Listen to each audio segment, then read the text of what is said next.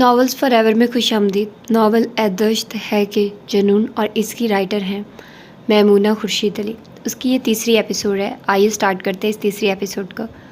हमने तुम्हारे 1 लाख रुपए का ड्राफ्ट पाकिस्तान भिजवा दिया है तुम्हारे घर वालों के पास। अगर तुम्हें ये कम लगता है तो हम और भी भिजवा सकते हैं। ड्यूटी पर आते ही सलाहुद्दीन ने जुनैद को मतला किया। ये मेरे गोली लगने का इनाम है या गोली मारने का? उसने सवाल किया। कुछ भी समझ लो, बहरहाल ये तुम्हारी वफादारी का इनाम है।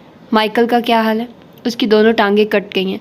उसके काम के मुताबिक के नाम से नवाज कर हमने उसे नौकरी से फारिग कर दिया है। जुनैद तासुब से सलाहुद्दीन की तरफ देखने लगा। उसी असना में सलाहुद्दीन का फ़ोन बजा। वो फ़ोन पे बात करने में मसरूफ़ हो गया। जुनैद टांगें फैलाकर कुर्सी पे नेम दराज हो गया। सामने से आयशा नज़र आई। उसके हाथ में अखबार था। आज उसके लिबास में देखकर जुनैद चौंक गया। गहरे नीले रंग की साड़ी में उसका दराज कद नुमाया हो रहा था। उसकी चाल में हमेशा जैसी बेनियाजी थी। वो अपनी मखसूस अदा से चलते हुए जुनैद के करीब आ गई। Good morning handsome. Good morning. अब तुम्हारा ज़ख़म कैसा है? बहुत बेहतर। फिर भी एहतियात करना, ज़ख़म लगते अचानक है लेकिन भरते सदियों में है। जुनैद ने आयशा की तरफ देखा। सुबह की ताज़ा हवा और उसका खिलता चेहरा इन्हीं लम्हों का हिस्सा मालूम हो रहा था। आज का अखबार देखा है तुमने? आयशा ने अखबार खोलकर जुनैद के सामने किया। जुनैद ने अखबार उसके हाथ से ले लिया। आयशा दिलचस्पी से जुनैद के चेहरे के तासुरात नोट करने लगी। सर सलाहुद्दीन पे कातलाना हमला, 2 बॉडीगार्ड्स बुरी तरह जख्मी, हमलावर का सुराग नहीं मिल सका। जुनैद ने अखबार मेज़ पर डाल दिया। सलाहुद्दीन साहब का सियासत से कभी ताल्लुक़ रहा है? कभी भी नहीं, और ना ही वो आना चाहता है। हाँ, अलबत्ता वो दुनिया के अमीर तरीन लोगों में खुद को टॉप पे देखना चाहता है। इसका मतलब है वो लोगों में पॉपुलर होना चाहता है। इससे उसे क्या फ़ायदा होगा? आयशा ने सवाल किया। जुनैद चुप सा हो गया, जैसे बेबस हो गया हो। मुझे लगता है मैं फंस गया हूँ। अगर तुम अपनी ज़िंदगी का तरीक़ाकार थोड़ा सा तब्दील कर लो तो इस कैद में भी अच्छी ज़िंदगी गुजार सकते हो। उसके अंदाज में कितनी बड़ी ऑफ़र थी। जुनैद के चेहरे पे एक रंग आकर गुजर गया। वो उंगली से अपने बालों की लिट घुमा रही थी। साथ ही उससे ने बात पढ़ दी। कितने दिन हो गए तुम्हें यहाँ आए हुए? तुम्हें अपने घर वाले याद नहीं आते? कोई तो होगी तुम्हारी ज़िंदगी में जिसकी यादों से तुम अपने दिल की दुनिया बात रखते होगे। किस कदर दीदा दिलेरी से वो उसकी ज़ात को उल्ट पुल्ट कर रही थी। जुनैद को बिल्कुल बुरा नहीं लगा, बल्कि वो महफूज हुआ था। आज उसकी तीसरी फ़्लाइट थी और वो तीसरी ही फ़्लाइट में अपनी नौकरी से बदज़न हो चुकी थी। मेहताब ने ठीक कहा था, वो लोगों के मकरू रवैयों में ज़्यादा देर सांस नहीं ले सकेगी। और ऐसा ही हो रहा था क्योंकि एयर होस्ट की मुलाजमत बहुत तहम्मुल और बर्दाश्त वाली थी और इसमें इन्हीं दोनों चीज़ों का फुकदान था। नागवार बात पे मुस्कुराना और नापाक निगाहों के आसार में रहना उसके लिए नहायत तकलीफ़ दे था। हालांकि उसे मालूम था जब वो बाहर निकलेगी तो उसे ऐसे ही हालात का सामना करना पड़ेगा। बिलाशुबा वो खूबसूरत थी, लेकिन इस मुलाजमत के असूल उसकी तबीयत के मुनाफी थे।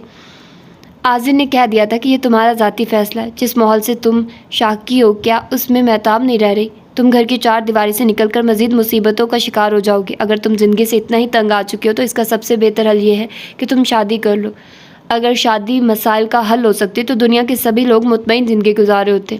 बहरहाल मैं एक पागल खाने से निकलकर दूसरे पागल खाने में नहीं जा सकती। मारूख ने तड़क कर जवाब दिया। मारूख, हमारे ख़ानदान में किसी मर्द ने भी नौकरी नहीं की। सबके ज़ाती बिजनेस है। तुम नौकरी करोगे तो कैसा लगेगा? हमारे ख़ानदान में किसी मर्द ने दूसरी शादी भी तो नहीं की थी। आज तक हम उसका खुमियाजा भुगत रहे हैं। उसने तरहम से मारूख की तरफ देखा, फिर महताब की तरफ देखते हुए बोला, तुम कुछ क्यों नहीं कहती? ये जो कुछ करना चाहती है इसे करने दो। कुछ लोग दुनिया में ऐसे ही होते हैं जिन्हें सिर्फ अपनी ज़ात की परवाह होती है और सिर्फ अपने नफ़ा नुकसान का हिसाब रखना आता है। अब जबकि उसने सबकी मुखालफत मोल लेकर फ़ैसला कर ही लिया था तो वो क्यों कर जल्द हथियार डाल देती। उसने सोचा था कि वो अपने फ़ैसले पे कायम रहने की कोशिश करेगी। आज फ़्लाइट कराची से दुबई की थी। मुसाफिर अपनी बेल्टें बांध चुके थे। परवाज़ अपने सफ़र पे गामज़न थी। तभी एक शख्स ने उसे पुकारा। Excuse me miss. Yes. Marukh उसकी तरफ मतवज्जो होगी। जी फरमाइए। वो अपने पेशा वराना अंदाज में रसानियत से गोया हुई। मैं आपसे एक ज़ाती सवाल करना चाहता हूँ। मारूख का चेहरा सवालिया बन गया। घबराइए नहीं, अगर आपको थोड़ी सी फरागत हो तो मुझसे मिल लीजिएगा। लेकिन मैं तो आपको नहीं जानती, उसने रखाई से जवाब दिया।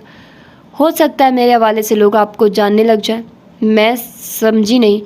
दरअसल मैं मुख्तलिफ फ़ैशन मैगज़ीन का मालिक हूँ। मेरा नाम सुल्तान यासिर है। हमारा सबसे मशहूर बैनुल-अक़वामी मैगज़ीन अंबर है जो इंग्लिश और उर्दू दोनों ज़बानों में शाया होता है।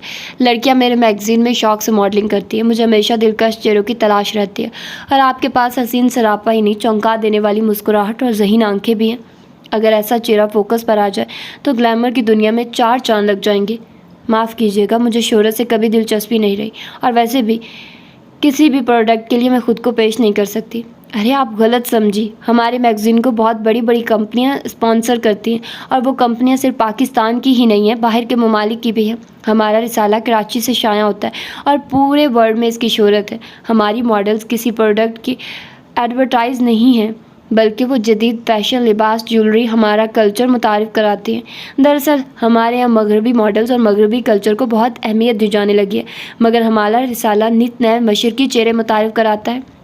सुल्तान यासिन ने बड़े शगुफ्ता और दोस्ताना अंदाज में अपना मुद्दा बयान किया, लेकिन मारूख रत्ती बराबर भी कायल न हुई। आप मेरी पेशकश पे गौर ज़रूर फरमाइएगा। ये मेरा मैगज़ीन है अंबर और ये मेरा मिलने का ज़ाती पता। आपके लिए हमारे दरवाजे हमेशा खुले हैं। मारूख ने दोनों चीज़ें उसके हाथ से ले ली और अपने कैबिन की तरफ बढ़ गई। डॉक्टर तैमूर को आज अस्पताल में 4 रोज़ हो गए थे। ज़ाहिर है इमरजेंसी ही ऐसी थी। मकामी स्कूल में बम धमाका हुआ था। धमाका इतना खौफनाक और लर्जा देने वाला था कि स्कूल की इमारत को शदीद धचका पहुंचा। बहुत से बच्चों ने उसी वक्त दम तोड़ दिया था। बेशुमार बच्चे ज़ख्मी हुए थे। मासूम बच्चों की चीखों पुकार और उनके वालिदैन की आहो बका हॉस्पिटल में हंगामा बपा था। तमाम डॉक्टर्स, नर्सें सूरत हाल को कंट्रोल करने में लगे हुए थे। अस्पताल खचाखच भरा हुआ था, क्योंकि यह अस्पताल स्कूल से नज़दीक था, जबकि कम होने की वजह से बच्चों को दूसरे अस्पताल में भी मुंतकिल किया गया था। इन 3 दिनों में डॉक्टर तैमूर ने बेशुमार ऑपरेशन किए थे। आज वज़ीर आला के हमरा दूसरे वज़रा भी यहाँ तशरीफ़ लाए थे।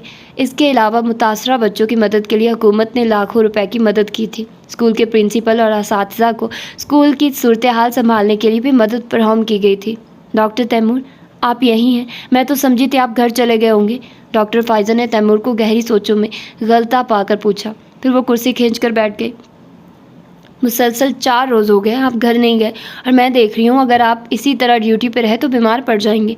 अब सूरत हाल काफ़ी बेहतर है और फिर मैं भी हूँ यहाँ, दूसरे डॉक्टर्स हैं। आप घर चले जाइए और 2-3 घंटे रेस्ट कराइए। तैमूर ने थकी हुई नज़रों से फ़ायदा की तरफ देखा। ऐसी सूरत हाल को आप कंट्रोल में कहती हैं? कहीं बच्चे इंतहाई तशवीशनाक हालत में हमारे अस्पताल में लाए गए, जिनमें से कुछ ही बच्चे अपने घरों को जा सके हैं। देखिए डॉक्टर तैमूर, हम जो कर सकते थे कर रहे हैं। ऐसा तो नहीं है कि हम में से किसी ने गफलत की हो, और अब भी माशाल्लाह हम पूरी कोशिश करेंगे यहाँ से बच्चे सेहतयाब होकर जाएं। शायद आपको महसूस नहीं हो रहा इंसाफ का 3 दिन में आप किस कदर उलझ रहे हैं। अपने कॉलीग्स और नर्सिस को कितना डांटा है। आपकी वालदा आपको बहुत ज़्यादा याद कर रही हैं। अभी आपकी शादी को दिन ही कितने हुए हैं। आपकी मिसिस भी आपका इंतज़ार कर रही होंगी। शादी के जिक्र पे तैमूर के चेहरे पे तलखी आ गई। शादी से जितना तल्ख तजुर्बा मुझे हासिल हुआ है, शायद ही किसी और को हुआ हो। यह आपकी भूल है डॉक्टर फ़ाइज़ा कि मुझे मेरी बीवी याद कर रही होगी। फ़िलहाल तो यही बात मुश्तबा है कि वो मेरी बीवी है भी या नहीं। मगर माँ का ख्याल आते वो कुर्सी से खड़ा हो गया। ठीक है डॉक्टर फ़ाइज़ा, मैं घर जा रहा हूँ। शाम 7 बजे आप तक आपकी ड्यूटी है। कोई लापरवाही नहीं होनी चाहिए। कोई भी इमरजेंसी हो तो मुझसे फ़ौरी रब्ता कर लीजिएगा। मैं घर पर ही मिलूँगा। थैंक यू डॉक्टर तैमूर, मुझे खुशी होती है जब आप मेरी बात मान लेते हैं। डॉक्टर फ़ाइज़ा हल्की फुल्की हो गई थी। तैमूर ने दोस्ताना से मुस्कुराहट उस पर डाली और बाहर निकल गया। इन 4 रोज़ में सिद्रा के लिए बहू का रवैया नाकाबिले फ़हम था। उसने एक बार भी किसी से तैमूर के मुतालिक नहीं पूछा था, बल्कि 2 बार अपने घर का चक्कर भी लगा आई थी। अगर कंदील या वो खुद उसके कमरे में चली जाती तो बातचीत हो जाया करती, वरना महसूस ही नहीं होता था कि इस घर में कोई नया फ़र्द भी आया है। ऐसा मालूम होता था उसे लोगों से मिलना अच्छा नहीं लगता। सिद्रा ने महसूस किया था कि उसे किचन और अमूर खानादारी से भी कोई लगाव नहीं था, वरना घरेलू लड़कियां 2-4 दिन में ही फारिग बैठकर ओप जाया करती हैं। सिद्रा परेशान थी कि मामला क्या है। फिर उन्होंने उसका यही नतीजा निकाला कि यह सब उसके घर के माहौल का असर है, इसलिए उसकी तबीयत में शोखी नहीं है। दूसरी तरफ उनका बेटा कितना हंसमुख और वसी हल्का अहबाब रखने वाला था। आदत और मिजाजों में दोनों के ज़मीन आसमान का फ़र्क नज़र आया। एक तरफ तो बहू का ना समझ में आने वाला रवैया, दूसरी तरफ तैमूर की फ़िक्र। न जाने इन 4 दिनों में उसने कुछ खाया पिया होगा या नहीं। ज़रा भी अपनी परवाह नहीं होती। ऐसा भी नहीं कि माँ को फ़ोन ही कर लेता। जब भी फ़ोन मिलाओ एमरजेंसी में ही होता है। कंदील ज़रा फ़ोन मिलाना। उन्होंने कंदील को आवाज़ दी। फ़ोन फिर औरंगज़ेब ने रिसीव किया। जैसे ही माँ की आवाज़ सुनी शुरू हो गया। मम्मी, आपका बेटा पागल हो गया। आपने गलती की, तैमूर भाई को डॉक्टरी पढ़ाई। उन्हें तो आर्मी में होना चाहिए था। बिल्कुल परफेक्ट शोबा था उनके लिए। नर्सिस और डॉक्टर्स को प्रेड करा रहे हैं, खुद तो भूखे रहते हैं, दूसरों को भी भूखा मारते हैं। इतनी बार मैंने इंसल्ट कर चुके हैं कि दुश्मनों के ठंड पड़ गई है। हाय, तुम्हारे दुश्मन कहाँ से पैदा हो गए? आपको क्या मालूम मम्मी, सांप पलते हैं आस्तीनों में। औरंगज़ेब ने सामने खड़ी डॉक्टर सादिया को आंख मारते हुए कहा। तो डॉक्टर सादिया चिढ़कर कमरे से बाहर निकल गई। खुदा पूछे तुमसे क्या बोलते रहते हो? पूछती कुछ हूँ, बताते कुछ हो। मैं पूछ रही हूँ तैमूर से बात नहीं हो सकती? हो सकती थी, अभी कुछ देर पहले ही हॉस्पिटल से घर के लिए रवाना हुए हैं, इम्कान है कि पहुंचते ही होंगे। आप इत्मीनान रखिए, वो आए कि आए। तौबा है, तुझे ये भी खबर नहीं रहती माँ से बात कर रहा है या किसी दोस्त से। इसी दौरान तैमूर की गाड़ी का हॉर्न बजा। मेरे ख्याल से तैमूर आ गया, मैं फ़ोन बंद करती हूँ। उसके साथ ही सिद्रा ने फ़ोन बंद कर दिया। वो व्हीलचेयर तक घसीटते हुए बरामदे में निकल आए। तैमूर गाड़ी बाहर ही खड़ी छोड़कर अंदर आया तो माँ को सरापा ये इंतज़ार पाया। उसने सलाम किया और वहीं उनके कदमों में बैठ गया। मुझे मालूम था तुमने यही हाल करना है अपना। ज़रा अपनी परवाह नहीं करते, देखो ज़रा क्या ज़रा सी सूरत निकल आई है। जिम्मेदारी निभाने का मतलब ये तो नहीं होता कि इंसान खुद को फरामोश कर दे। 3 दिन से तेरे लिए तड़प रही हूँ। तैमूर ने सर उठाकर माँ की तरफ देखा। अब तो 3 दिन में ही मेरी सूरत देखने के लिए तड़प गई।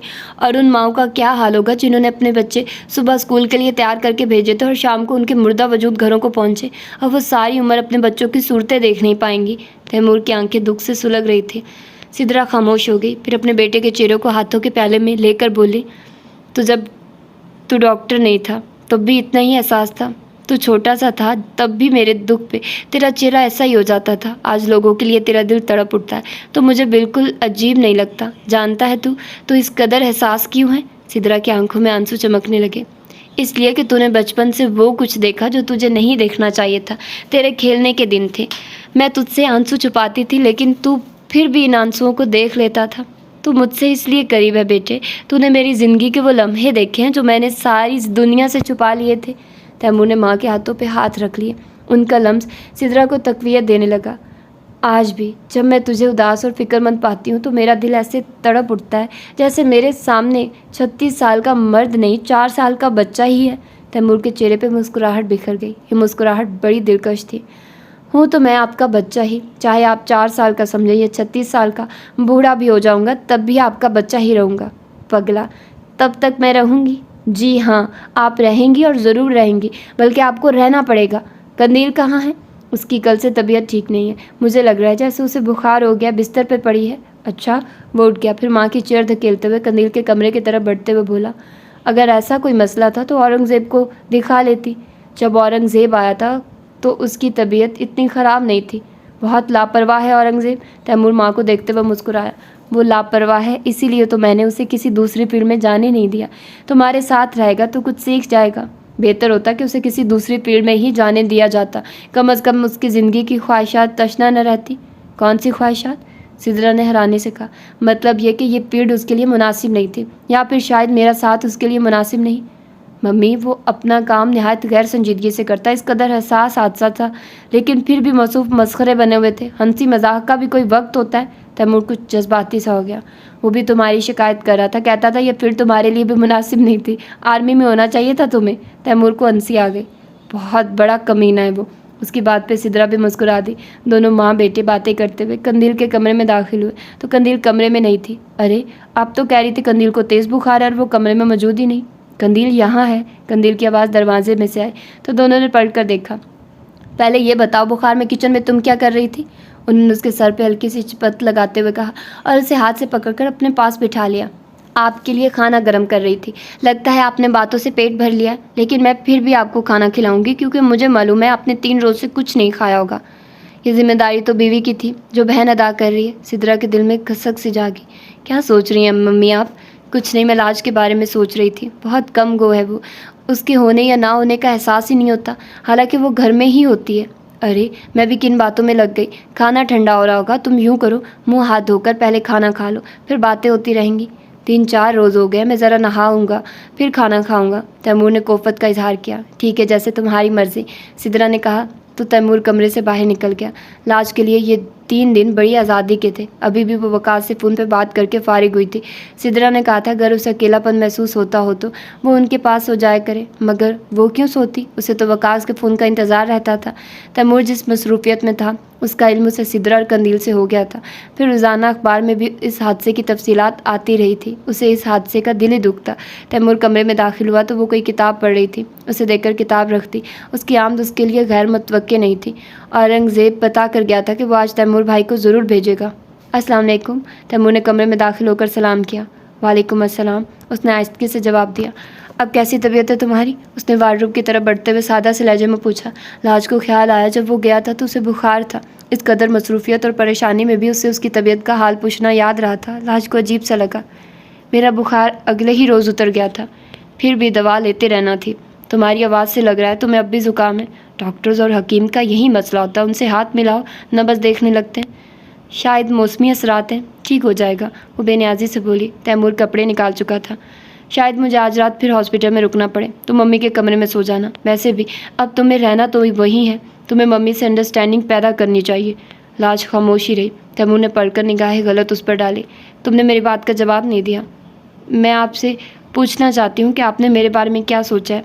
लाज ने उसका सवाल नज़रअंदाज करते हुए पूछा। मैं इतना फारिग इंसान नहीं हूँ कि रोज़ाना एक बात की तकरार करूँ। मैंने जो कुछ कहना था कह दिया। उसका अंदाज दो टोक था। लाज के लब भींच गए। वो खामोशी से बाथरूम में चला गया। जब वो बाथरूम से निकला तो लाज कमरे में नहीं थी। उसका मोबाइल फ़ोन बज रहा था। तैमूर ने अपना समझकर उठा लिया। तैमूर फ़ोन सेट देखकर उलझ गया। नंबर देखा, बिल्कुल अनजाना सा नंबर था। उसने ओके करके फ़ोन कान से लगाकर हेलो कहा, लेकिन दूसरी तरफ से फ़ोन कट गया। इतने में लाज कमरे में आ गई। तैमूर के हाथ में अपना फ़ोन देखकर उसका दिल धक से रह गया। तैमूर ने वाज़े उसका रंग उड़ता महसूस किया।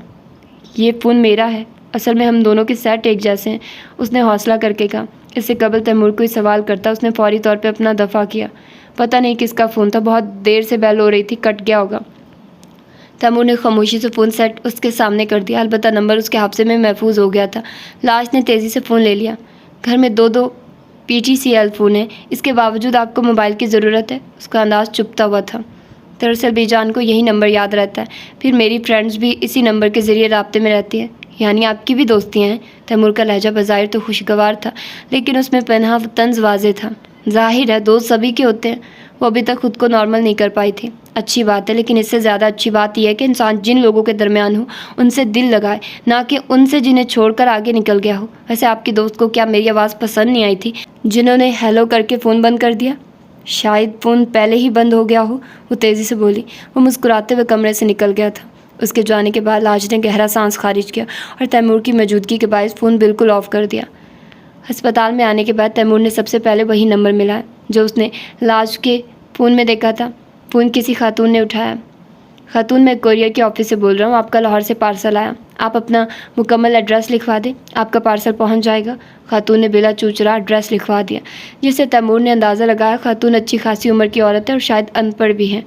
मोहतरमा, बहुत शुक्रिया। अगर आप घर के किसी मर्द का नाम भी लिखवा दें तो बड़ी मेहरबानी होगी। जी अहमद अली या वकास अहमद लिख लें।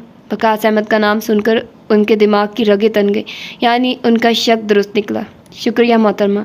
उन्होंने फ़ोन बंद कर दिया। किसका फ़ोन था अम्मा? वकास तौलिया से सर रगड़ते हुए बाहर निकला तो खालदा फ़ोन का तार समेट रही थी। मालूम नहीं, कोरियर सर्विस है। फ़ोन था, कह रहे थे कोई पार्सल आया है, घर का एड्रेस पूछ रहे थे। कहाँ से आया पार्सल? शायद लाहौर से किया था। लाहौर से? लाहौर में हमारा कौन रहता है? तुम्हारे बाप का पता है कि उनका कौन कौन कहाँ रहता है? खालदा ने कुछ नाराज़ी से कहा। अगर कोई जानने वाला था तो उसे एड्रेस पूछने की क्या ज़रूरत थी? आप भी अम्मा हद करती हैं, बिना सोचे समझे पता बताने चल पड़ती हैं। आजकल किसी का कोई एतबार नहीं है, लोग डाका डालने के लिए भी एड्रेस पूछ लेते हैं। डाल ले डाका, इस घर में रखा ही क्या है? सारी उम्र तुम्हारे बाप ने कुछ नहीं कमाया, तुम्हारी दोनों जवान बहनें बैठी हैं, वो मेहनत मजदूरी करती हैं, घर चलता है। एक तुम्हारा आसरा है, तुम्हें अच्छी सी नौकरी मिल जाए तो मेरे भी दुख दूर हों। आप फिक्र ना करें अम्मा, आज नहीं तो कल नौकरी मिल ही जाएगी। कहाँ मिल जाएगी? कोई दरवाज़ा बजाकर नौकरी दे जाएगा? कुछ रोज़ ही देख रही हूँ कि तुम्हें किसी भी चीज़ का होश नहीं रहा। सूरत देखो कैसी निकल आई है। लाज की शादी हो गई है बेटा, अब तुम्हारे दिल को इस चीज़ का यकीन आ जाना चाहिए। ना वो तुम्हारी थी और ना हो सकती है, फिर तुम क्यों उसके गम में खुद को नढाल कर रहे हो? वकास खामोश हो गया, लेकिन उदासी आंखों में उमड़ आई। देखो बेटा, इस ख़ानदान ने आज तक तुम्हारी पुप्पो को कबूल नहीं किया, हालांकि वो मर चुकी है, लेकिन कोई उसका नाम नहीं लेता। उसकी बेटी को इतना भी इख्तियार नहीं कि अपनी माँ की तरफ से 2 वक्त का खाना पकाकर मस्कीनों गरीबों में बांट दे। तुम्हारी ज़ात के लिए लड़ना तो बहुत दूर की बात थी। तुम नहीं जानते कि उसकी सुतेली माँ जल्लाद किस्म की औरत है। मैं सब जानता हूँ अम्मा, ऐसी कौन सी बात है जो मुझसे पोशीदा है? फिर भी तुम? खालदा ने बेटी की तरफ दुख से देखा। मेरी मजबूरी है अम्मा, मैं लाज को नहीं बुला सकता। मगर उससे तुम्हें क्या मिलेगा? लाज, और सिर्फ लाज। वो जुनूनी कैफियत में गोया हुआ तो खालदा ने दिल थाम लिया। क्यों उसका घर उजाड़ रहा है बेटे? उसका घर बसा ही कब है अम्मा? वो डॉक्टर सही आदमी नहीं है। लाज के साथ उसका रवैया इंतहाई हद तक कमेज़ है। न जाने वो खुद को क्या समझता है। लाज बहुत दुख में अम्मा, ये बात क्यों नहीं जानता? कोई नहीं जानता सिवाय मेरे। ये तुम क्या कह रहे हो वकास? खालदा ने दिल थाम लिया। उनकी आंखों से आंसू छलक पड़े। फूल सी बच्ची मेरे आंगन में आ जाती तो उसे हर खुशी देने की कोशिश करती, लेकिन मैंने तो अपनी हैसियत देखी। भला टाट का पाबंद मखमल में कैसे लग सकता था? खालदा ने अफसोस से कहा। अपनी हर धर्मी का अंजाम देख ही लेंगे वो सब, जिन्होंने लाज को जहन्नुम में झोंका था। वकास गुस्से में बोला। मैं लाज को अब वहाँ किसी भी कीमत पर रहने नहीं दूंगा। लेकिन तुम क्या करोगे वकास? लाज को उस डॉक्टर के चुंगल से छुड़ाऊंगा। लाज इस वक्त बेबस ज़रूर है, लेकिन लावारिस नहीं। क्या उसकी दादी को पता है इस बात का? खालदा ने गमज़दा लहजे में कहा। पता नहीं, और अगर पता भी होगा तो वो क्या कर लेंगी, सिवाय इस नसीहत के कि वो सब्र करे, सब कुछ बर्दाश्त करें। वकास के अंदाज में गुस्सा पहना था। जाहिर है वो इस उम्र में पोती को उजाड़ कर किसके पास छोड़ेंगी? ये तो आप सोच रही हैं अम्मा, जैसी नौकरों वाली ज़िंदगी वो वहाँ गुजार रही है, इससे बेहतर वो अपनी सौतेली माँ के पास थी। खालदा ने वकास की तरफ देखा। देखो बेटा, मैं तो कहती हूँ तुम इस मसले से दूर ही रहो तो बेहतर है। जैसी पड़ेगी वो सह लेगी, कहीं ऐसा ना हो कि तुम निशाना बन जाओ। खालदा ने बेटे को नसीहत करना ज़रूरी समझा। मैं इतना बेवकूफ़ नहीं हूँ अम्मा कि लाज को अपने हाथों से बर्बाद करूँगा या उसका घर उजाड़ूंगा। हाँ, अलबत्ता उसे ऐसी ज़िंदगी गुजारने नहीं दूंगा। बहुत हो गया, वो नहीं होगा जो होता रहा है। ये कहते हुए वो कमरे से निकल गया और खालदा बेटे को बेबसी से देखती रह गई। तमाम तर मसरूफियत के बावजूद तैमूर का जहन फ़ोन कॉल की तरफ उलझा रहा। मज़ीद मालूमात हासिल करके उसका वजूद बेचैन हो गया। अचानक उसने गाड़ी की चाबी उठाई और उस एड्रेस की खोज में निकल गया। शाम के साए फैल चुके थे और रात की स्याही हर चीज़ को अपने अंदर मुतमन करने ही वाली थी जब उसने उन तंग गलियों में कदम रखा। मकानों से मकान जुड़े हुए थे, तंग गलियां और बोसीदा मकान, जा बजा कूड़े के ढेर और नालियों से उबलते गंदे पानी। वो खुद को बचाते हुए चल रहा था। बहुत देर की भूल भुलैयों के बाद उसे मतलूबा मकान नज़र आ गया। ये मकान भी बाकी मकानों जैसा था। छोटी सी जगह पे 3 मंजिला इमारत। बाहर से ही उसकी खस्ता हालत अंदर के हालात का पता दे रही थी। वो वापस पड़ गया। तो ये है स्टेटस लाज मुजाहिर का। वापसी के सफ़र में वो सोच रहा था, जब वो यहाँ तक पहुँच ही गया था उस शख्स को भी देख लेता जिसकी वजह से उसे ये सुनने को मिला कि वो यानी लाज मुजाहिर अली तैमूर को पसंद नहीं करती। वो देखना चाहता था कि उस शख्स में ऐसे कौन से हीरे जुड़े हैं। मोहब्बत ऐसा ही जज्बा होता है, कुछ नहीं नज़र आता, और वो लड़की उसकी दीवानी है, उसकी रहेगी। तुम लाख जतन करो, वो तुम्हारी नहीं हो सकती। एक ख्याल सा गुजरा, नहीं होती तो ना हो, क्यों हुई वो मेरी ज़िंदगी में दाखिल? मैं उसके इश्क में नहीं मरा था, मैंने ज़िंदगी नहीं अपनाया था ज़बरदस्ती उसे, वो खुद मेरी ज़िंदगी में शामिल हुई थी। वो ज़िंदगी में शामिल नहीं हुई, उस लड़की ने तुम्हें इस्तेमाल किया। डॉक्टर अली तैमूर, तुम्हें इस्तेमाल किया है, तुम्हें बेवकूफ़ बनाया और तुम बन रहे हो। वो दोनों एक दूसरे को चाहते हैं, चाहते रहेंगे। उसके अंदर कोई ज़ोर से हंस रहा था। ऐसा कभी नहीं होगा, ऐसा कभी नहीं होगा। उसने मानना ये ज़रबे लगा रहा थी। मैं अपनी तजलील का पूरा हिसाब लूँगा, लाज से ही नहीं, वकास अहमद से भी। गाड़ी उसकी सोचों से कहीं ज़्यादा तेज़ सड़क पे रवां दवां थी। जुनैद नमाज से फारिग होकर जाए नमाज समेट रहा था। जब ही आयशा की आवाज़ उसके कानों से टकराई तो वो दंग रह गया। उन चंद ही दिनों में आयशा उससे इस कदर फ्री हो गई थी, वो सोच भी नहीं सकता था। दिल से ही, उस वजूद से भी वो उसके करीब आने लगी थी। वो आज सुबह बिल्कुल अजीब सा वाक़या हुआ। वो सलाहुद्दीन के कमरे में दाखिल हुआ तो आयशा और सलाहुद्दीन दोनों कमरे में मौजूद थे। आयशा ने ब्लैक शिफॉन की साड़ी पहनी हुई थी और वो बेतकल्फ़ी से अपने शौहर के पास खड़ी थी। जुनैद बेसाख्ता अंदर दाखिल हुआ तो ठटक गया, फिर झिझकते हुए बोला, मैं फिर हाजिर हो जाऊँगा। अब तुम आ ही गए हो तो फिर जाने का क्या मतलब? आयशा कुछ नाराज़ी से बोली। फिर सोफ़े पे बैठते हुए कुछ ठटके हुए अंदाज में अपने शौहर से शिकवा करने लगी। आपका ये बॉडीगार्ड ज़रूरत से ज़्यादा ही आपकी हिफाजत करता है। फिर उसने चुभती हुई निगाहों से जुनैद को देखा। बल्कि अब मुझे तो यूँ लगने लगा है कि आपका ये बॉडीगार्ड आपकी नहीं, मेरी पहरेदारी के लिए मुकर्रर है। कभी मुझे आपके पास अकेले नहीं रहने देता। सेठ सलाहुद्दीन बीवी की अदा पे फ़िदा हो गया। फिर अंशतः वो बोला, मैं तुमसे सख्त शर्मिंदा हूँ, लेकिन क्या करूँ, ये सब कुछ भी तो तुम्हारे सुहाग की सलामती के लिए ज़रूरी है। फिर दूसरे ही पल सलाहुद्दीन जुनैद की तरफ मतवज्जे हो गया। हाँ बताओ, कैसे हालात हैं? हालात हमारे कंट्रोल में है, लगता है बात जल्दी बन जाएगी। सलाहुद्दीन के इस्तफार पर जुनैद ने मतला किया। कहाँ है वो बाहर आपका इंतज़ार कर रहा है। सलाहुद्दीन तेज़ी से बाहर चला गया। जुनैद उसके पीछे जाने लगा तो आयशा ने आवाज़ दे डाली, रुको। आयशा के तंज पर जुनैद के कदम रुक गए। हर वक्त कामों में ही मसरूफ़ रहते हो, कभी हमारी तरफ भी तवज्जो कर लिया करो। जुनैद ने चौंक कर आयशा की तरफ देखा। उसकी बात का मतलब समझने के लिए जुनैद को ज़्यादा गौर फिक्र नहीं करना पड़ा। इसका मतलब आईना की तरफ साफ था। जुनैद उसकी बात को नज़रअंदाज करके आगे बढ़ना ही चाहता था कि आयशा ने उसका हाथ पकड़ लिया। जुनैद के चेहरे का रंग उड़ गया। मैं आपका अदना सा मुलाजिम ज़रूर हूँ, लेकिन खुदा को गवाह बनाकर कहता हूँ कि मैं अभी तक समझ नहीं पाया कि आपकी इस कदर बेतकल्फ़ी का मकसद क्या है। उसके मुकाबले आ खड़ी हुई। मखमली जिस्म पे साड़ी ऐसे लिपटी हुई थी जैसे मार्बल के सतून पर रेशमी कपड़ा बल खाता हो। उसके साड़ी बांधने का अजीब ही अंदाज़ था।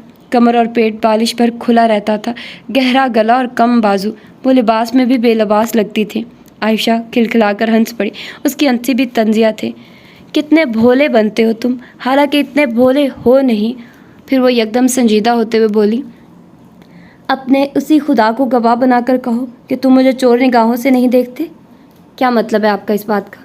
जुनैद की पेशानी पे पसीने के कतरे चमकने लगे। मैं अपने घर में हूँ, चाहे जैसे रहूँ। तुम कौन होते हो एतराज़ करने वाले? तुम अगर मेरे शौहर के बॉडी गार्ड हो तो इसका मतलब ये नहीं कि तुम मेरी भी निगरानी करोगे। तुम मेरे ज़ाती ज़िंदगी के औकात में तो मदाखलत करते ही हो, मगर अपनी ज़ात में तुम्हारी मदाखलत मैं हरगिज़ बर्दाश्त नहीं करूँगी। वह एकदम ही मालकन बन गई थी। उसका रवैया हाकमाना तहकीर अमेज़ था। जुनैद चुपचाप सुनता रहा। आयशा खामोश हुई तो वो उसी खामोशी से बाहर निकल गया।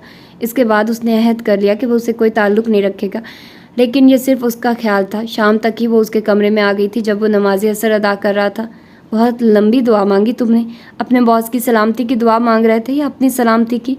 फ़िलहाल तो अपने ईमान की सलामती की दुआ मांग रहा था। जुनैद ने सोचा ज़रूर, मगर कहा नहीं। उसकी संजीदगी को देखकर आयशा कुछ पशेमान सी हो गई। लगता है तुम्हें मेरी सुबह वाली बात नागवार लगी है, तभी तुम मुझसे खिंचे खिंचे रहते हो। जुनैद ने दसदीदा निगाहों से आयशा की तरफ देखा, फिर गहरी संजीदगी से बोला, मेरे ख्याल में मुझे अपनी औकात में रहना चाहिए। कम ऑन जुनैद, भूल जाओ जो कुछ हुआ। मैंने जो कुछ कहा वो सब फितरी था। क्या फितरत अमीरों के साथ होती है, गरीबों के साथ नहीं? जुनैद ने पहली बार शिकवा किया। उसका अंदाज़ बहुत चुभता हुआ था। आयशा ने उसकी तरफ देखा, फिर लापरवाही से बोली, तुम्हारा मेन प्रॉब्लम ये है कि तुम बहुत जल्द अपने स्टेटस के कॉम्प्लेक्स में फंस जाते हो। हालांकि दोस्ती में सब कुछ चलता है। आपने ठीक कहा, मैं बहुत जल्द अपने स्टेटस के कॉम्प्लेक्स में फंस जाता हूँ, क्योंकि यही वो कॉम्प्लेक्स था जो मुझे यहाँ तक ले आया। यही वो कॉम्प्लेक्स है जो मुझे जायज़ और नाजायज़ कमाने पर मजबूर कर रहा है। सेठ साहब ने मुझसे कहा था कि वो मुझे अपना बॉडी गार्ड बना कर रखेंगे, लेकिन मुझे उनकी कम और उनके कामों की निगरानी ज़्यादा करनी पड़ रही है। मैं भला इस कॉम्प्लेक्स को कैसे फरामोश कर सकता हूँ? जुनैद ने तंजिया मुस्कुराते हुए कहा। तो आयशा खामोश हो गई, फिर तवक्कुफ़ के बाद मुस्कुराई। इसका मतलब तो यह है कि तुम अपनी नौकरी से बददिल हो चुके हो। अगर मैं गलत अंदाजे पे नहीं तो कंबल वाली मिसाल तुम पे फिट हो रही है। उसका अंदाज चिढ़ाने वाला था। जुनैद ने तल्ख निगाहों से उसकी तरफ देखा। मिसेस सलाहुद्दीन, वाकई आपका अंदाज़ गलत है। अब मैं ये नौकरी भी छोड़ूंगा जब मुझे इल्म हो जाएगा कि वाकई सेठ साहिब का खौफ बेमायने नहीं, कोई है ज़रूर जो उन्हें मारना चाहता है। उसकी बात पे आयशा खिलखिलाकर हंसती। इतने बड़े वजूद पे ये जो ज़रा सा दिमाग है, इससे भी इस्तेमाल करो। जाहिर है जो शख्स इतने गैर कानूनी और ख़तरनाक काम करता है उसकी जान का दुश्मन कौन नहीं होगा। ये बात भी भला समझने या समझाने वाली है। हाँ, ये बात वाकई समझने और समझाने वाली है। मुझ जैसा बॉडीगार्ड उसे कानून के फंदे से नहीं बचा सकता। इसके बावजूद वो मुझ जैसे ही आदमी रखता रहा है। फिर कानून इतना कमज़ोर तो नहीं होता कि उस पर सोते हुए हमलावर होता है और जागने पे भाग जाता है। आखिर ऐसा कौन शख्स है जो सेठ सलाहुद्दीन की जान लेना चाहता है? क्या उसे मालूम नहीं कि वो अगर उसे ना भी मारे तो कानून उसे नहीं छोड़ेगा? एक ऐसे ख़तरनाक शख्स का दुश्मन कोई आम शख्स नहीं है। उसके इरादे से ऐसा लगता है जैसे वो कानून से पहले ही सलाहुद्दीन का सफाया कर देना चाहता है। उसमें यकीनन मारने वाले का मफाद पनाह है। इसलिए अब मुझे भी इस मामले में दिलचस्पी होने लगी है कि इस चेहरे को बेनकाब करूं। वो कोई दूर का है या करीबी रफ़ीक, वो सलाहुद्दीन को क्यों मारना चाहता है? जुनैद ने आयशा की बात का मुफस्सिल जवाब देते हुए कहा। आयशा की आंखों में एकदम चमक दौड़ गई। जान निसार अली, वाकई तुम तो इंटरेस्टिंग आदमी हो। मैं तो तुम्हारे एक आम सा शख्स समझ रही थी।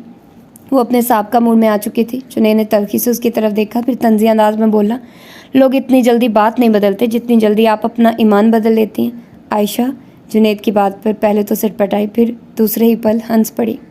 कहाँ हो औरंगज़ेब इतनी देर से? तैमूर से देखकर बाजलत खड़ा हो गया। कितनी देर से तुम्हें कॉल कर रहा हूँ। न जाने तुमने अपना फ़ोन किन लोगों की फलाह के लिए मुख्तस किया हुआ है। कभी लाइन क्लियर नहीं होती। ये लो गाड़ी की चाबी, और डॉक्टर सिकंदर राव को अभी उनके हॉस्पिटल से अपने साथ लेकर आओ। ये केस वहीं संभालेंगे। पिछले 1 घंटे में मैंने जिस तरह इस केस को हैंडल किया सिर्फ मैं ही जानता हूँ। औरंगज़ेब का मुँह खुला का खुला रह गया। जल्दी करो यार, वक्त नहीं है इतना। मेरा अंदाज़ा गलत नहीं तो ये भाभी की स्टेप मदर और सिस्टर है ना? तैमूर के माथे पर बल पड़ गया। उनके साथ कोई मर्द नहीं है। औरंगज़ेब को ये बात बहुत अजीब लगी। दरअसल भाई शहर से बाहर गए हुए हैं और मैं ड्राइवर की मदद से अम्मी को यहाँ तक ले आई हूँ। मेहताब ने बोलना ज़रूरी समझा। औरंगज़ेब ताज्जुब से मुमताज़ बेगम को देखते हुए कमरे से बाहर निकल गया। मेहताब ने माँ की पेशानी पे हाथ रखा। उनकी पेशानी बिल्कुल ठंडी हो रही थी। वो जिस वक्त अपनी माँ को हॉस्पिटल लाई थी वो अंगारों की तरह दहक रही थी और इसी बुखार की शिद्दत की वजह से गोया दौरे किसी कैफियत पैदा हो गई थी, जिसकी वजह से ज़बान बाहर निकल आई थी और चेहरा एक तरफ खिंच गया था और रंग बिल्कुल जर्द हो गया था। मगर ये कैफियत आर्जी थी। डॉक्टर तैमूर को खतरा था कि ज़रा सा टेम्परेचर बढ़ते ही उनकी ये कैफियत दोबारा हो सकती है। लगता है टेम्परेचर खासा नॉर्मल हो गया है, मेहताब ने तैमूर की तरफ देखते हुए कहा। तैमूर ने सिर्फ उस बात में गर्दन हिलाकर उसे तसल्ली दी थी।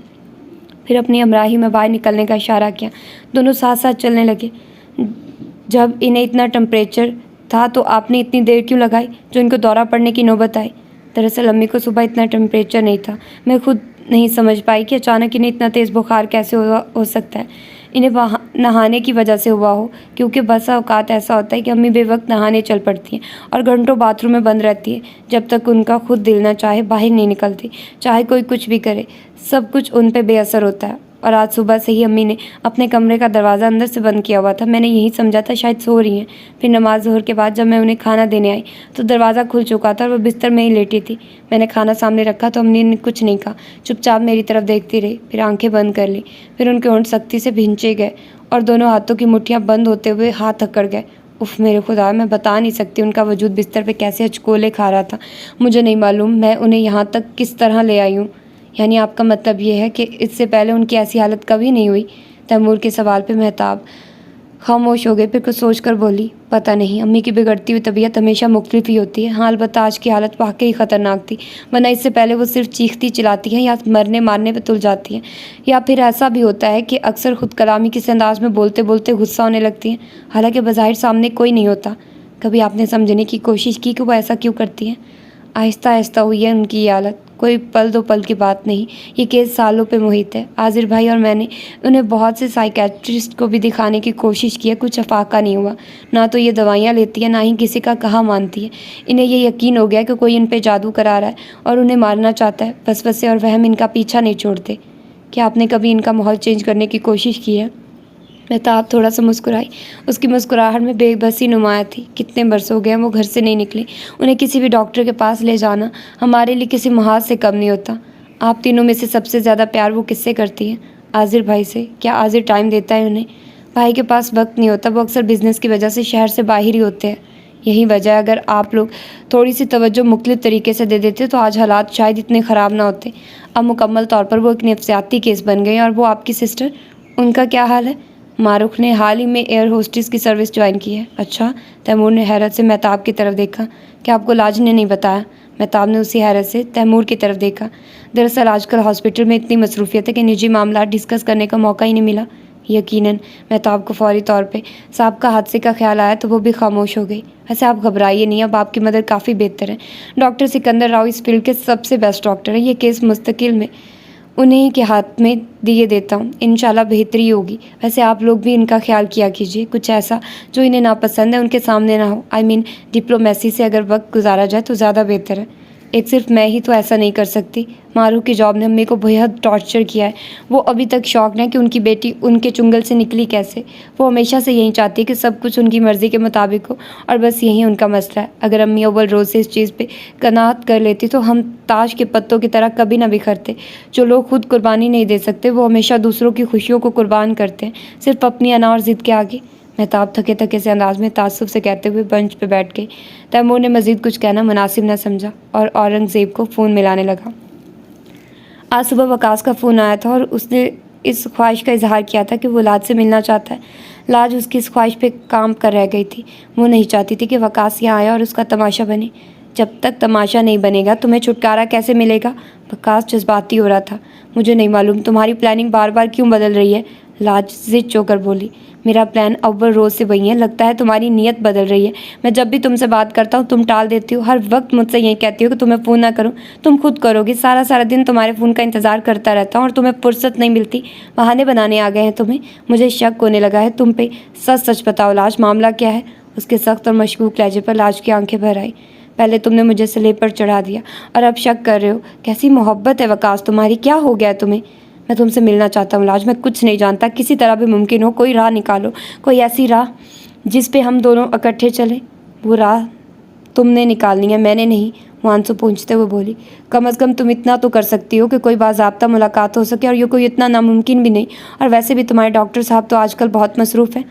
मेरे डॉक्टर साहब? राज के कलेजे में तीर पेवस्त हो गया। फ़िलहाल तो तुम्हारे ही हैं। उसके लहजे में हसद और जलन थी। मगर मैं तो उसकी नहीं हूँ। तो फिर किसकी हो तुम? वकास कर बोला। सिर्फ तुम्हारी। राज का लहजा धीमा मगर मुस्तहकम था। वकास के जलते करते दिल पर ठंडी बूंदों की फुहार पड़ने लगी। तुम्हारी यही तो बातें इलाज, जिसने मुझे तुम्हारा दीवाना बना रखा है। फिर इसका लहजा फ़ौरन ही सख्त हो गया। लेकिन ये हकीकत है कि तुम शुरू से ही इज़हार में बहुत बुखल से काम लेती हो। तो तुम क्या चाहते हो, मैं हरदम सरापा ये इज़हार बनी रहूं? हाँ, जब से ये कमबख्त डॉक्टर दरमियान में आया, मुझे ऐसा लगने लगा है कि हमारे दरमियान फासले ही नहीं और भी बहुत कुछ हायल हो रहा है।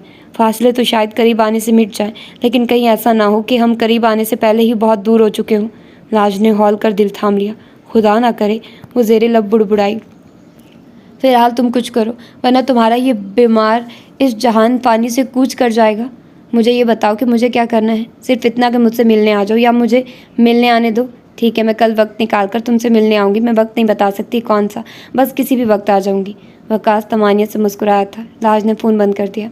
फिर उसने सोचा, कल या आज में क्या फ़र्क है, क्यों ना अभी चली जा। और वैसे भी तैमूर तो रात तक घर आएगा। कल हो सकता है उसकी मसरूफियत कम हो और उससे मौका ना मिल सके। उसने वक्त देखा, दिन के 11:30 बज रहे थे। इससे बेहतर कौन सा टाइम होगा। उसने वकास को अपने आने की इत्तला की, फिर जाने की तैयारी करने लगी। सास को बताने के इरादे से निकली। सिदरा बेगम कमरे में अकेली नहीं थी, उनके पास सोबिया मौजूद थी। वो उनके बालों में तेल लगा रही थी। साथ साथ गुफ्तगू का सिलसिला भी जारी था।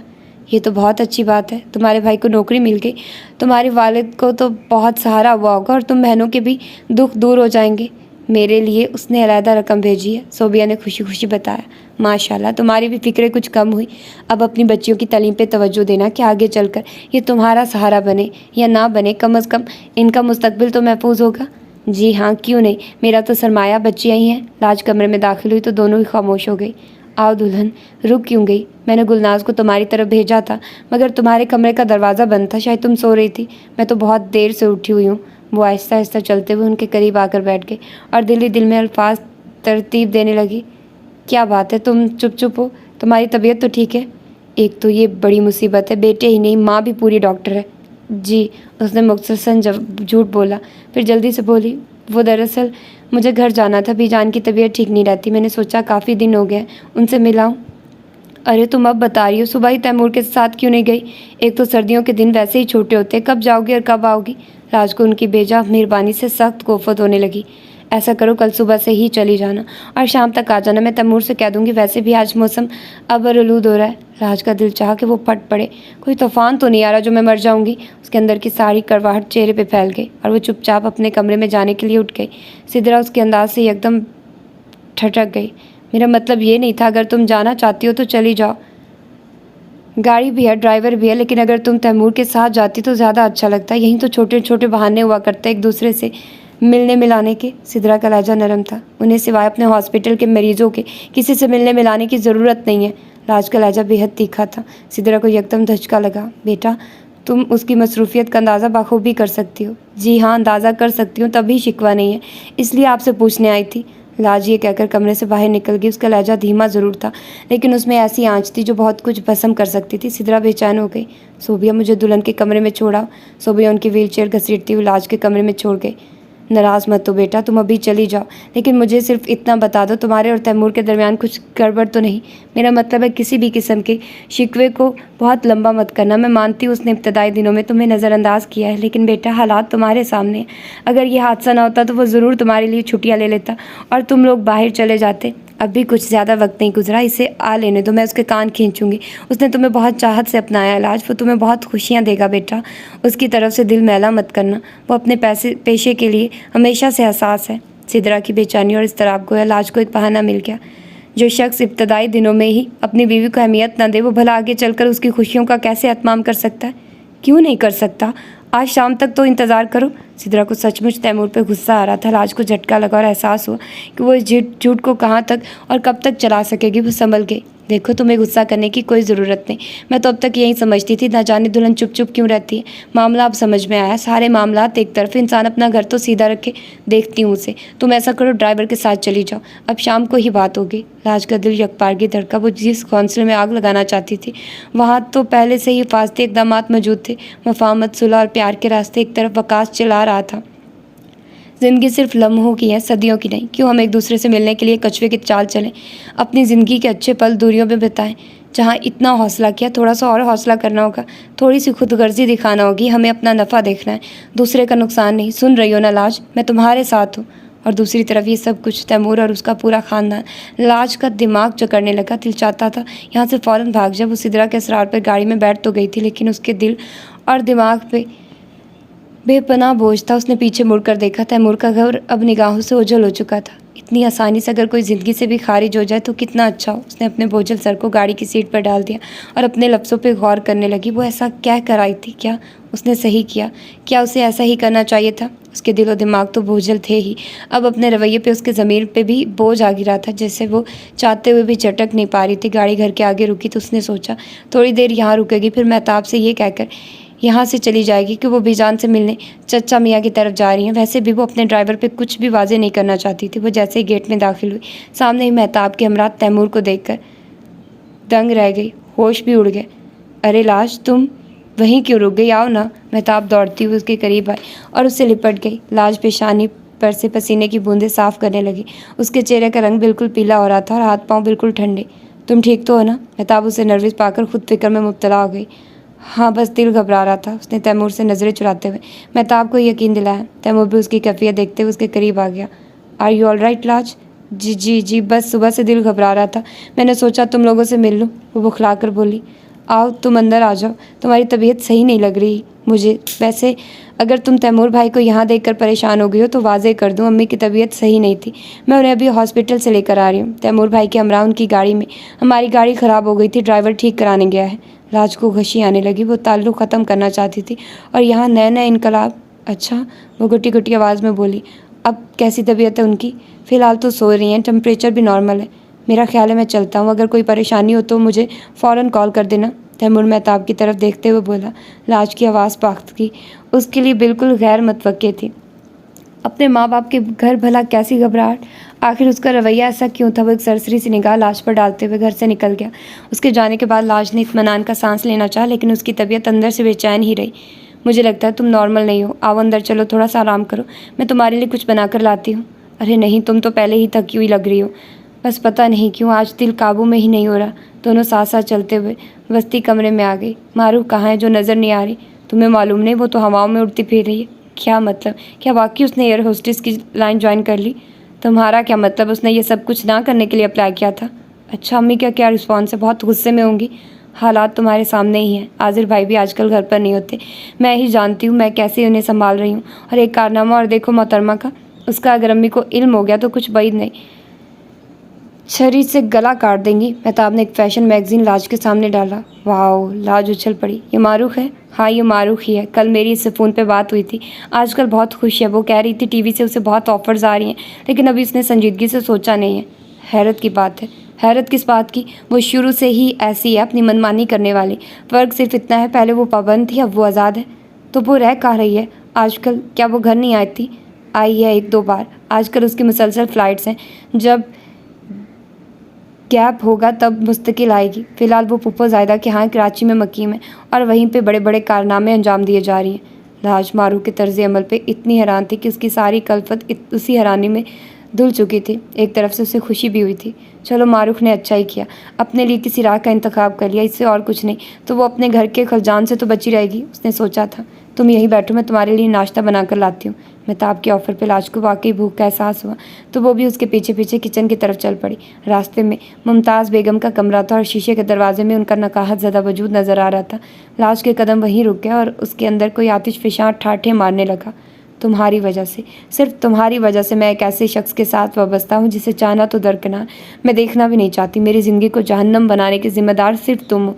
मुझे जो तकलीफ़ें सहनी पड़ी हैं या पड़ रही हैं उसकी ज़िम्मेदार भी तुम हो। तुम्हें तकलीफ़ में देखकर आज मुझे सुकून मिल रहा है। तुम सो नहीं रही हो, आर्जी तौर पर गाफिल हो, और ये गफलत जब छटेगी तुम्हें फिर इन्हीं तकलीफ़ों का सामना करना पड़ेगा। ये मकाफ़ात अमल नहीं तो और क्या है। अरे लाज, तुम यहाँ खड़ी हो और मैं अंदर तुम्हारा इंतज़ार कर रही हूँ। चाय ठंडी हो रही है। अम्मी को तो लगता है शाम तक होश नहीं आएगा।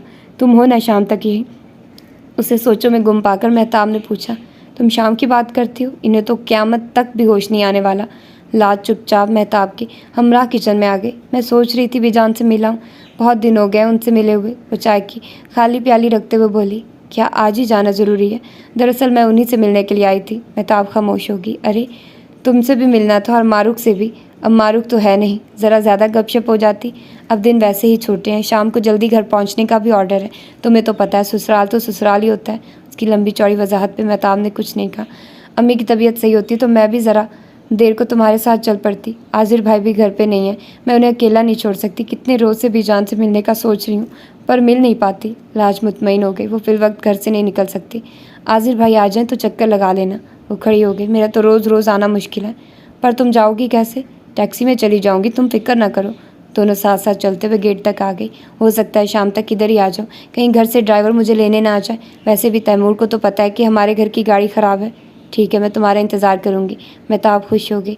उसकी खुशी पे लाज मुस्कुरा दी। तुम बहुत अच्छी हो मेहताब, बस अपना ख्याल रखा करो। टैक्सी से उतरकर उसने किराया अदा किया। फिर टेढ़ी मेढ़ी गुजरगाहों से चलते हुए उस पुसीदा मकान के पास आ गए जहाँ उसने बचपन से जवानी तक के दिन बिताए थे। लेकिन यहाँ के मकीन उनके पास आकर उसे हमेशा एहसास होता था कि घर क्या होता है और घर वालों की मोहब्बतें क्या होती हैं। उसने धड़कते दिल के साथ पुरानी तर्ज के बंद दरवाजे को खटखटाया। दूसरी दस्तक पे दरवाज़ा खुल गया।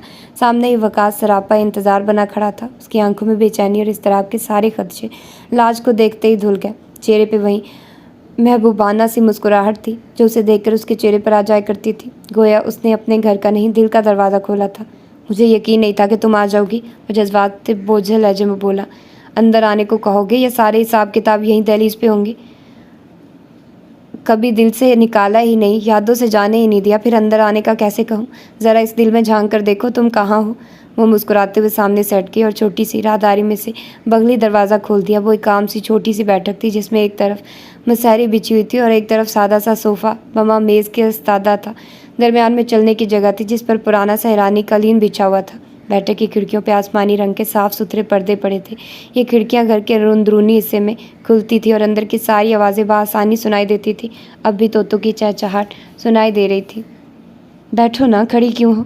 घर में कोई नहीं है क्या? अब्बा शहर से बाहर गए हुए हैं और अम्मा आपा की तरफ, उनके देवर के यहाँ लड़का हुआ है। आपा ठीक है?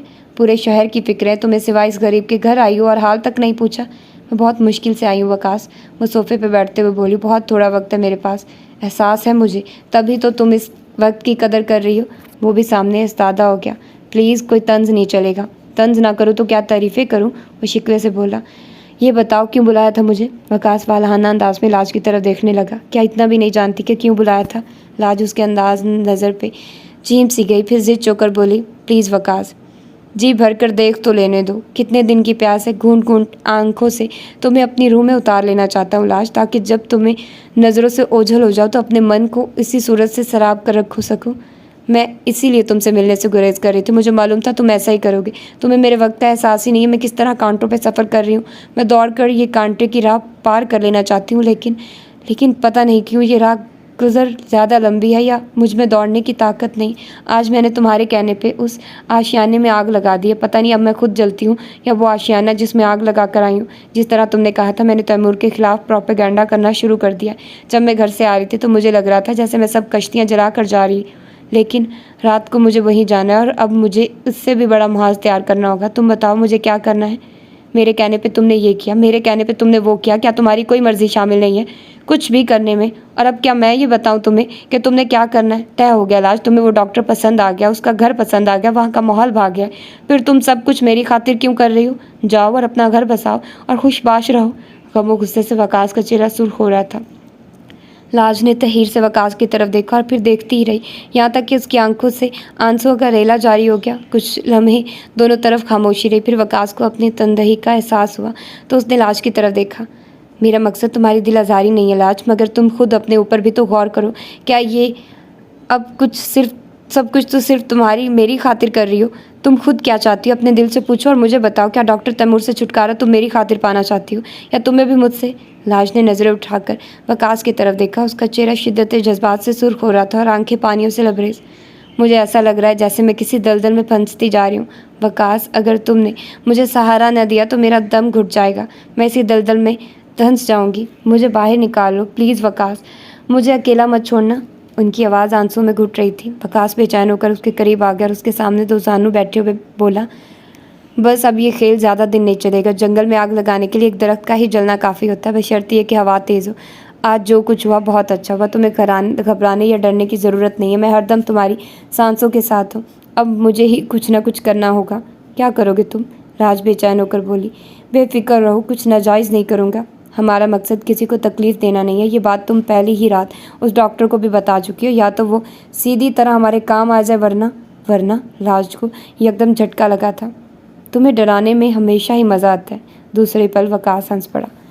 तो ये थी इसकी तीसरी एपिसोड और नावल अच्छा जा रहा है और जैसा कि मैंने पढ़ा हुआ है तो मुझे पता ही है कि नावल बहुत ही अच्छा है। तो फिर मिलते हैं इसकी अगली एपिसोड में। अपना ढेर सारा ख्याल रखिएगा, मुझे दुआ में याद रखिएगा। अल्लाह हाफिज़।